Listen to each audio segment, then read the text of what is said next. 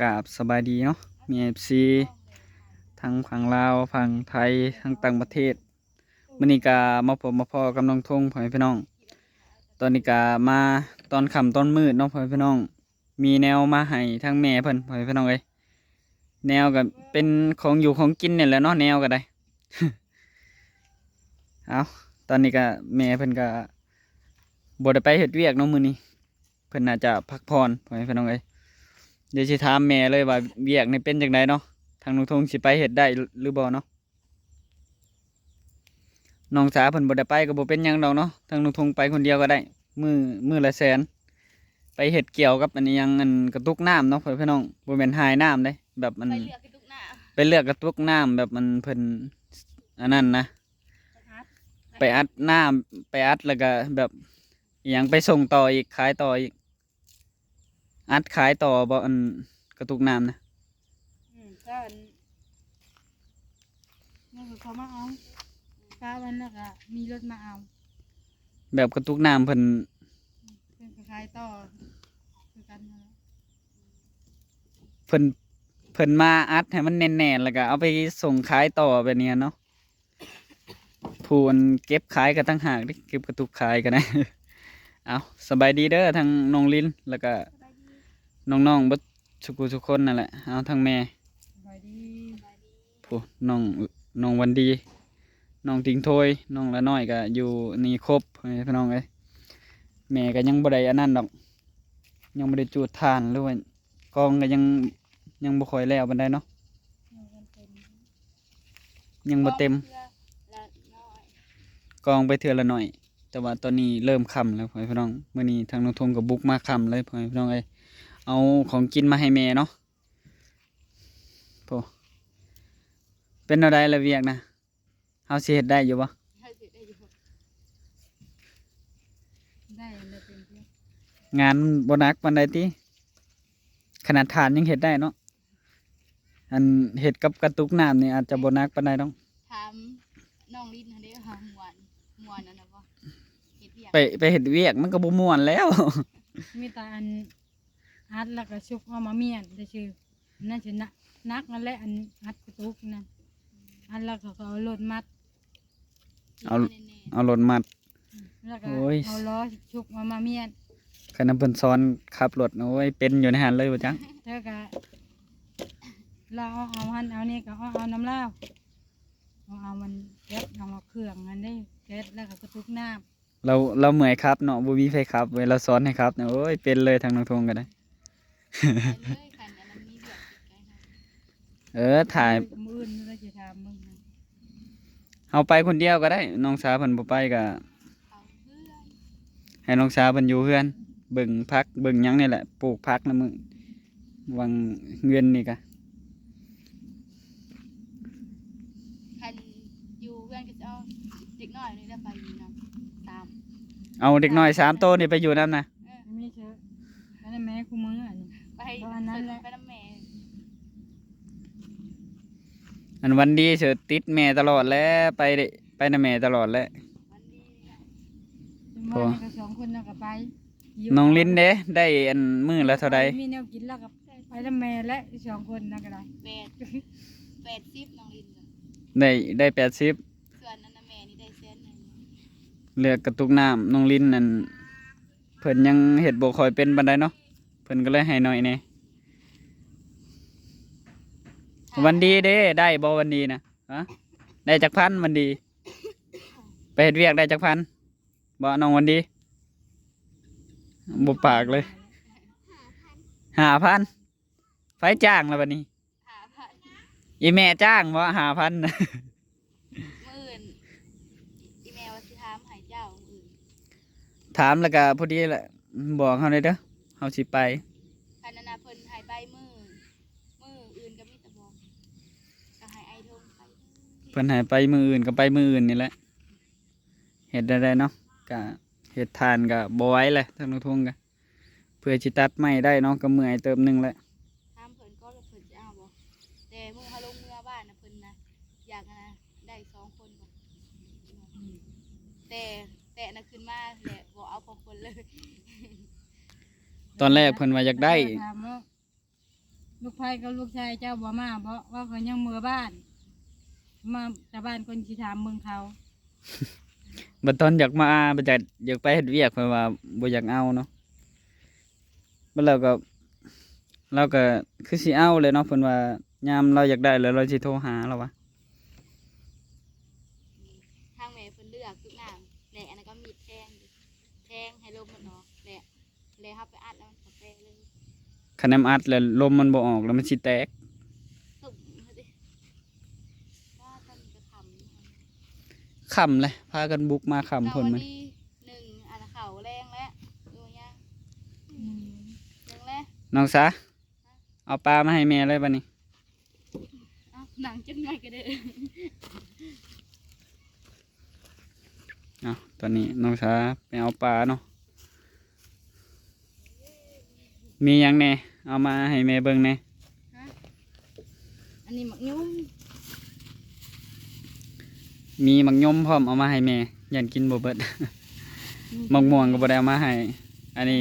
หมักโทแห่นี่ อันนี้มันสิเป็นปลาแห้งหน่อยทง ปลาแห้งตากเพิ่มหน่อยเด้อแม่ ตากปลาไว้เพราะว่าขันเจ้าบ่มีตู้เย็น อันนี้ก็สิเป็นปลาที่เอือบแล้วเอาไปปิ้งส่วนอันนี้ก็ยังบ่ได้เอือบเอาแกงก็ได้ตัวนี้ บ่อยากเอามาให้หลายยันมัน บ่มีหมองไว้ โดนๆเอามาเทื่อหนึ่งเนาะ แม่นมันยันมันอันนั้น ปลาสองถุงปลาที่เห็ดกินปลาแบบเปียกๆได้สองถุงปลาแห้งก็นั่นเอาไว้ให้แม่เพิ่นเห็ดกินเอาใส่นี่เลยปลาทางน้องซากเอามาจากบ้านพุ่นแหละทางไอ้ทงเพิ่นขึ้นมาก่อนเพิ่นได้ แต่ห้อยขึ้นมาทางชมนะ เอามาให้แม่ก่อนเลยหอยก็ได้ ปลาเอามาให้ตรงนั้นเพราะว่าปอดทางน้องซายยังบ่ได้ไปหาตอนน่ะบัดนี้เพิ่นไปหาแล้วก็เลยเห็ดแห้งเลยกะใส่ทงน้ำเอือบใส่ทงไว้ปิ้งไว้หนึ่ง พื้นนั้นหลายๆอยู่บ่มีแต่เท่านี้บ่พื้นเจ้า แค่นี้แหละ บ่ยังบ่ได้ไปตัดต่อเนาะยัง ให้ทงซื้อเข้าไป ยังคาเวียกอยู่อันนี้ก็ตูบทั้งแม่เพิ่นเนาะเฮ็ดตูบพอได้เผาทาน แม่มันว่าได้เงินซื้อสายไฟเพื่อติดหัวนอน บ่ สายไฟต่อมาติดหัวนอนป้ามันจักแมทไอ้ทง โอ้ยตอนนั้นก็อีแม่เอามาต่อจากสายไปใส่เลย4 เมตรกว่า ตัวนั้นเด้ซะไปใส่ซะ แล้วนั่นแล้วอันนี่นายลาอันแล้วอันโตอันตัดใส่อันโตสิสายไผ่อย่างนั้นเด้ เบิดเลย ตัดใส่ดอกไผ่ตอนนั้นเนาะลืมไป ทางไอ้ทงเพิ่นก็ลืม ยังอยู่หายังบ่หลายบ่ฮอดดอกพี่ ตัด ไอ้ธงสมมุ ตัดต่อ ว่า ดอกไผ่อยู่ในเฮือน แมทหนึ่งสี่เท่าไหร่สายไฟ รวมเม็ดยัง3,000ของนะ ฮะคือถือกว่าถอเฮาเนาะถอเฮานะแมท10,000สายไฟกับบุหูก็ลองไปถามเพิ่นเนาะ มันก็ถูกแล้วเม็ด 40 เมตร 40 เมตรพุ่นแหละซั่นนี่นะ คือตอมอีกหนิงมาแล้วก็ไม่คำมา แม่น มาแล้วก็นอนอยู่ นอนอยู่ ตูบ ก็นอนอยู่เลย นอนอยู่ตูบเขา เฮ็ด ทาน เฮ็ดตูบแล้วบ่ให้นอนตูบบ่น้องสา เจ็บคอเด้อ เป็นได้น้องลินมื้อนี้สิได้ไปเฮ็ดเวียกแล้วมื้อนี้น้องลินนี่โรงเรียนก็ยังบ่ได้เข้าดอกยังมีแต่เดือนเก้าเนาะปีหน้าซ้ำปีหน้าเลยแหละเพราะว่าเริ่มเรียนใหม่เนาะ งอบ้านดินเข้าเฮ็ดนี่มีหมู่ เพราะว่าเด็กหน่อยมีสูตรนังเฮียนเลยนะ มีเดี๋ยวได้ มี มีครบเลยเด้ซื้อให้ตอนนั้น อืม แต่น้องทิ้งถ้วยก็ได้แล้วบ่ยังบ่ ยังได้แล้ว ยัง ได้นะเห็นอยู่เออ ยังบ่หรือได้แล้วก็บ่ฮู้เก็บไว้ในเด้อบ่แม่นสิเห็นมันเปื้อนเด้ เก็บไว้คันน่ะคันยามมีอันนั้นเงินแล้วก็เขาเฮียนหน่อยทง สิเอาน้องดีเข้าพร้อมนี่บ่แม่นสิเข้าแล้วก็ขาดอีกได้บ่ได้ได้แบบนั้นนะ หน่อยดีนะ บัดบ่เป็นหนังสือแหละพอแห้งกันละเอาโลดเลยสิอยู่จังได๋ คันโบเป็นหนังสือก็คือไอ้ท่องนั่นแหละ บ่เป็นหนังสือคืออ้ายโลดเลยฮะผู้บ่าวก็บ่มักนะบ่เป็นหนังสือน้องลินได้เป็นแล้วบ่จังหน่อยผู้บ่าวบ่มักเด้ฮะ ฮะนี่น้องหน่อย น้องละน้อยเด้ซะฮะยันผู้บ่าวบ่ ให้ไอ้ซานี่ได้ ผู้ บ่แม่นถอดน้องเราบ่รักนะตอกแล้วเราบ่ถอดออก เมย์เราถอดเอา เราเนาะอีพอดนี่ ยิงมันนอกแล้วนอนมื้ออื่นอ้ายทงถ้าฟังข่าวว่าสิได้ไปเฮ็ดงานหรือบ่เนาะให้แม่เพิ่นถามให้มื้ออื่นเพิ่น แม่ ถาม น ว่าสิได้ไปหรือบ่ได้ไป หลายอยู่บ่คนอยู่หม่องเฮ็ดเวียกจ้ะแม่ 4 คน 4 คน 4 คน คือว่าเฮาไปมื้อวานนี่บ่คือว่าบ่ได้เห็นเนาะ แต่อยู่แป้งกับผมชมพูเมฆกับ ดินกับ พี่ ลิ ลิ้ น นนี่แหละ อัน4 คนนั่นได้ 4 คนแล้วก็น้องลิ้นแล้วก็แม่แล้วก็คนอยู่ในหัน2 คนพอดีเป็น4 คนเนาะคิดว่ามีอัน4 คนคนอื่นอีกอะนะ บ่ ชมบ่ มีหลายคนแล้วก็แล้วไว้เวียงหัน มันบ่เล็กนี่ชื่อเราเยอะอันเราเอาคันเราเอาอันเอานี่ก็พอได้เป็นเหล้าแล้วว่า แต่บ่ฮู้ว่าหัวหน้าเพิ่นสิรับหรือบ่เนาะ โอ้ยเพิ่นแฮงบ่มีคนอยู่เดี๋ยวเพิ่นก็ฮับจักหน่อยนั่นแหละบ่ดนนักรออีกน้อยๆ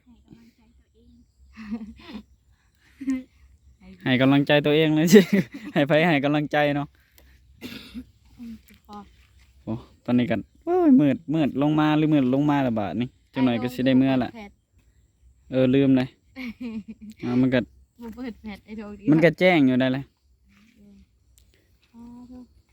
กินกับหยังซะถ้าบ่มีปลานี่ใช่ไหมบ่มี เอาไปเล็กมือเว้น อ๋อผักขี้เหล็กเป็นเรียกบ่อื่นอยู่เลยสิบ่มีแนวกิน เด็กกับปิ้งกับปิ้งปลาแห้งไปกินปิ้งปลาแห้งแล้วก็เฮ็ดแจ่วมักเผ็ดแล้วก็ถือไป ของอยู่ของกินก็กินเองเนาะบ่แม่นเพิ่นนั่นเฮ็ดให้กินบ่ได้เพิ่นบ่ได้ซื้อให้กิน เขาก็ มา เขา ก็ ห้าม ตื่นแต่เช้าลุกนึ่งข้าวแล้วก็เฮ็ดของกินแล้วก็แบ่งมากินตอนเที่ยง โอ้ยแบ่งมากินเบิดเลยเด็กน้อยกินเบิด 7 โมง 7 โมงเขาอย่าง 7 โมงอันมา8 โมงก็เข้า 7 โมงแล้วก็คือรถไปเผื่อไปฮอดอีกก็8 โมงเนาะแล้วก็เฮ็ดเวียกได้บ่หรือว่ากินข้าวไปแต่เฮือนน่ะ เอ้าบัดแต่ละมื้อเจ้าย่างไปบ่แม่ย่างไปมันก็ช้านั่นแหละเฮารถจักรก็แบบมัน ไว้แหละไอ้ทงคือรถจักร คือรถจักรก็ไว้แน่ถ้าย่างไปก็อยากช้าๆแน่ โอ้ยเพื่อนเฮาก็บ่ไกลๆหนึงอย่างว่าอยากเป็นสบู่ซอยสบู่ เฮือนเฮาไกลเนาะจากอันโรงงานที่แม่เพิ่นเฮ็ดแม่เพิ่นอยู่ใกล้กับโรงงานนี่เนาะ ย่างไป ไกลอยู่ ตื่นมาแล้วย่างมื้ออื่นเด็กๆก็สิไปเบิดบ่แม่ จังครับ ไปบ่มื้อนะน้องละน้อย บ่มีของ หื กิ ม นเขาก็ไปพุ่น คือบ่เฮ็ดเวียกซอยแม่แน่มึงเถื่ออันเจ้า เช้าหายน้ำเนาะ มึงเถื่อเพิ่นให้นำ จัก10 20พันหน่อยเทงเนาะ 10-20,000ก็พอได้ซื้อ ขนม เฮ็ดนำในเดียวหนึงเขาให้หาค่ะ อันนี้อาหารเขาเห็นกับเขายังหาย อืม น้อยๆแน่นี่เอาไปเฮ็ดซอยได้เด้อ เขาเห็นเพิ่นเฮ็ดก็ได้อันแล้วเว้า ส่วนน้องนี่เฮ็ดซอยแม่จึง น้องทิ้งถ้วยได้ซะซอยเฮ็ดอยู่บ่น้องทิ้งถ้วย เราที่ด้วยเพิ่นนางปินหลังซื่อ น้องทิ้งถ้วย ๆน้องทิ้งถ้วย เฮ็ด เฮ็ด เฮ็ด เฮ็ดแป๊บเดียวแล้วก็ไปลิน เฮ็ดเดียวก็ไปดิน้องดินนะ เมื่อวานนี่ก็ ฮะ หายถุงสิโลม ไป หาถุงสิโลม ไปอ่านโทรศัพท์ แล้วมาพัดนั่นมัน นั่นมันรุดรถมันน่ะรุดแล้วก็พาเดียวเก็บว่าน นางตากแดดเก็บอยู่ มือว่านี่สุภาพกับเขาไปบ่อนทางแม่เพิ่นเฮ็ดเวียกไว้ช่องเนาะ แม่นเข้าไปเบิ่งไปถามเพิ่นว่ายังบ่อยากเอา เพิ่นว่าคันเอาสิโทรหาเพิ่นว่าโทรมาให้ปะเมื่อป้าคำเลยหายทางแม่เพิ่นเมื่อเก็บกินปะ ไป ไป ไปพากันเมื่อบาดนี้ ทำแล้วยุงลายมั้งหาเห็ดกินข้าวแล้วกันนอนตะเวนมือเช้าก็ไปเห็ดเวียกโหทางน้องๆเพิ่นก็ย่างเมื่อแล้วบัดนี้พี่น้องทิ้งโทยคือบ่สิเกิบบ่น้องทิ้งโทยน้องทิ้งโทยคือบ่สิเกิบฮะ น้องทิ้งโทยเพิ่นบ่มีเกิบ เพิ่นก็เลยบ่ได้ใส่หยางปลาตีนเป่าเนาะทางน้องทิ้งโทยเพิ่นก็บ่มีเกิบทางน้องเพิ่นก็โอ้ทางน้องดีเพิ่นก็แล่นก่อนหมู่เลย เริ่มค่ำแล้วเอาของกินมาให้ทางแม่เพิ่นเนาะย่านเพิ่นบ่มีของกินกินตอนแรงมื้ออื่นเช้ากับปิ้งปลาแห้งไปกินอยู่วางเฮ็ดเวียกเอาปลาแห้งเลยกะเอาหมักยุ่มเลยกะเอาปลาที่ทางน้องสาเอือบที่มันบ่ได้แห้งมาให้แม่เพิ่นปิ้งแล้วก็แกงเนาะแกงก็ได้คือกันโอ้ตอนนี้ก็ค่ำแล้วห่างไอ้ทงเพิ่นก็คือรถไปทางน้องสาก็ย่างมาโอ้ทางแม่เพิ่นก็ไปเฮ็ดเวียกกับน้องลินเนาะย่างไป7 โมง 8 โมงกับเขาวิยาเพิ่นว่าค่ำแล้วเพิ่นแม่เพิ่นก็ยังบ่ได้ใต้ไผ่ค่ำเลยทางน้องซาก็สิได้เมื่อเลยบัดนี้ทางน้องซาก็สิได้จบคลิปไปเพียงเท่านี้ไปพบพ่อกันในคลิปหน้าเด้อกราบขอบคุณทางแบบ FC เบอร์สุขุสุขคนที่บ่คลิปเขาน้องซาตั้งแต่ตัวจนจบที่บ่ขามโฆษณาทางน้องซาว่าผิดพลาดประการใดก็ต้องขอโทษขออภัยทางแม่ FC เบอร์สุขุสุขคนทางน้องซาสิขอตัวลาไปเพียงเท่านี้ขอกล่าวคำว่าสบายดีบ๊ายบาย